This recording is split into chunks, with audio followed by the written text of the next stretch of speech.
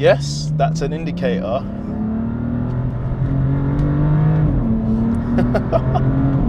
And yes, this is a BMW M4, but it's a CS.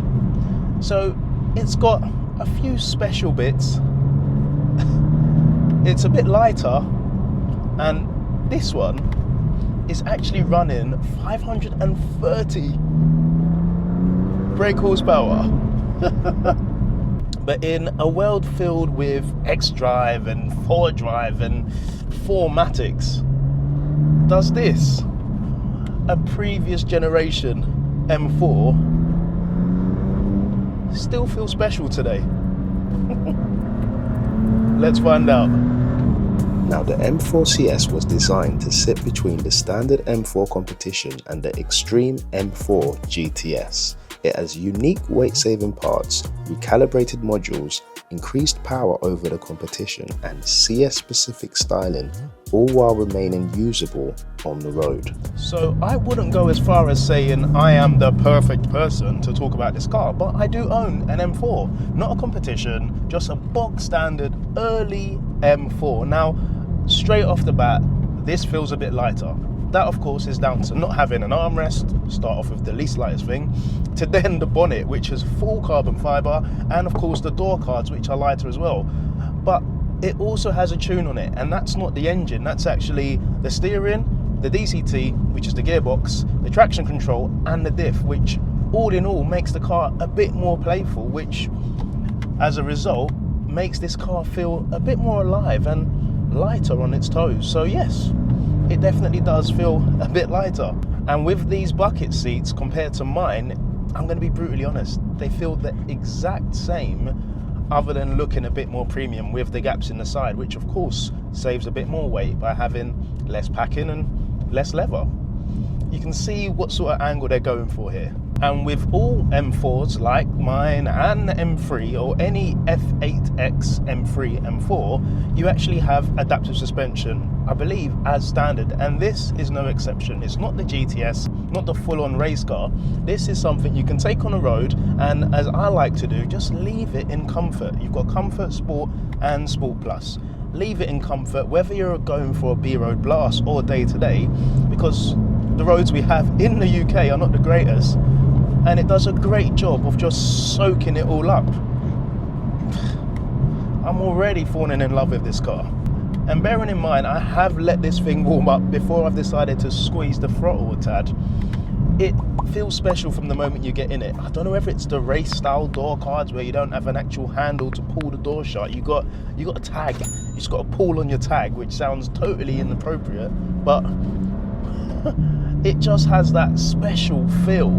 So for me, does it feel special compared to mine or even a competition? Bearing in mind that FTR Performance also have an M3 competition for sale, I'd say yes. It's just whether it's worth the price tag over a competition, or whether you get everything you need from that. From someone who loves a B-road blast and of course going on track, this would be the one for me. And from factory, the M4 CS uses BMW's 3-litre twin-turbo straight-six shared with the M2 competition, the M3 and the M4. However, as standard, it comes with 460 brake horsepower. This example has all you need. Even Chory carbon intake, the crank hub fix and that DMS tune making 530 horsepower. Now, I'm no stranger to the engine in this car. The S55 doesn't sound the greatest, but it's a very powerful engine. It, of course, is twin turbocharged, meaning it tries to get rid of any bit of lag by having two turbos that give you a wave of power at low RPM and high RPM. And I would say that, quite frankly, this, with the tune, which of course helps, does not feel savage if you squeeze the throttle. But it's definitely quick.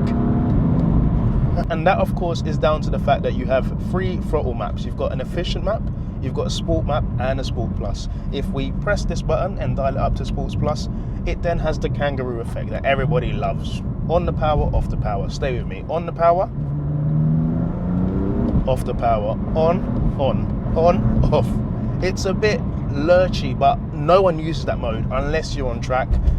Stick it in sport, or if you really wanted to, efficient, because at the end of the day, it's all about your throttle input, and it just becomes easy to drive. There is no real issue with the S55. Bearing in mind, this car's had everything done that you would need on an S55. So shout out to the previous owner, and shout out to whoever gets it from FTR Performance, because you're winning, mate.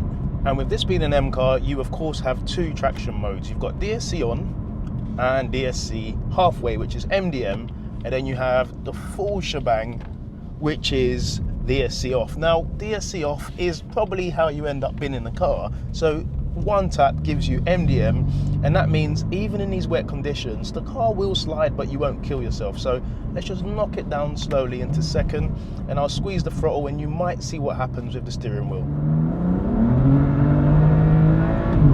I just kept my foot planted there, not all the way down. I just kept it in the same spot, and the car just adjusted the power. It braked on the wheel that had a bit of slip and let the other wheel go that had more grip. And that's how a diff should work.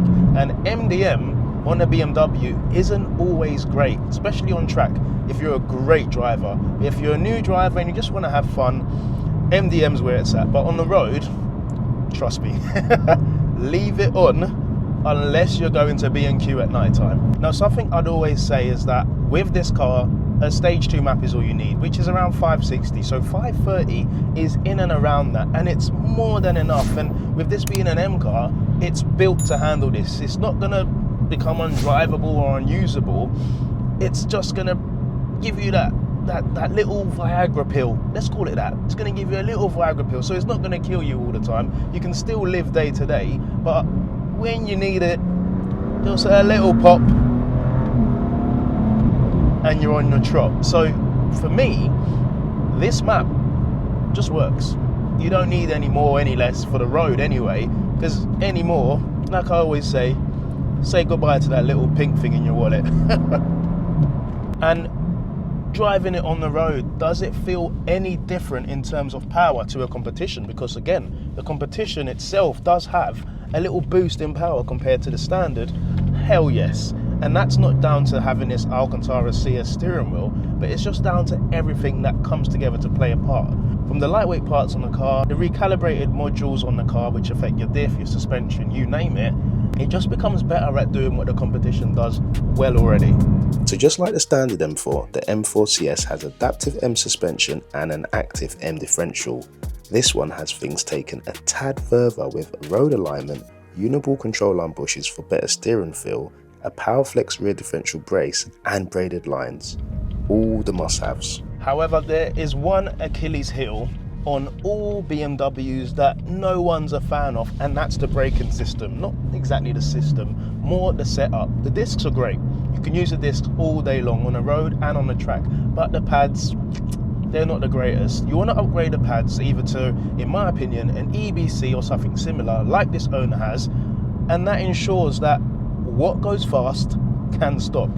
Because having a pairing of a fast car and poor brakes is always going to be a recipe for disaster. But like I said at the very beginning, this car as a package has everything you need. The brakes, the rear end grip is there, fresh tyres, the front end grip is there, good alignment, and of course a lighter front end. This really is heads and tails above any other M car from this generation. Maybe even the GTS, because I'm not sure you want those bucket seats for day-to-day use. This has still got heated seats, mate. And with this 530 horsepower, it just makes you want to go and go and go. But before you know it, you look at the heads-up display and you've got your speed limit indicator which reads 60 miles an hour and you're doing 46. You've only got 14 miles an hour left to play with. A squeeze of third gear and you're there already. So if you ask me, does it encourage you to push? Yes, it definitely does. Do you need more? Hell no. So does this feel special? As mentioned, 100% yes. Does what is on this car justify the extra price tag over, say, an M4 competition? Of course it does. Sure, you lose climate control for both sides, but you've got air conditioning, you've got heated seats, so it still is usable. Comparing this to a newer M4, does this feel old? Yes, of course it does, but you've got your automatic headlights, your automatic wipers, heated seats, CarPlay, no armrest, but that aside, what are you really missing? What do you really want? This isn't the sort of car that you need all of the trickery, pokery, and all of the gadgets. Because once you add that, the car sometimes becomes a bit boring. Let's add, I don't know, something to the car that means it brakes when it senses a car in front. When you're on track, that's going to be annoying. I don't know, let's add something that means whenever you change into a new zone, it automatically adjusts to cruise control. That could be a bit annoying, although helpful. Here's a sweet spot. So would I choose an M4 CS today? Yeah, sure. I actually think that this one looks better than the current generation M4, the G82. When it comes to an M3, probably one of the best looking cars they make, but in the M4 lineup, or the two-door lineup, it's this. Even the new G87 M2, I'm still choosing this, especially in this color.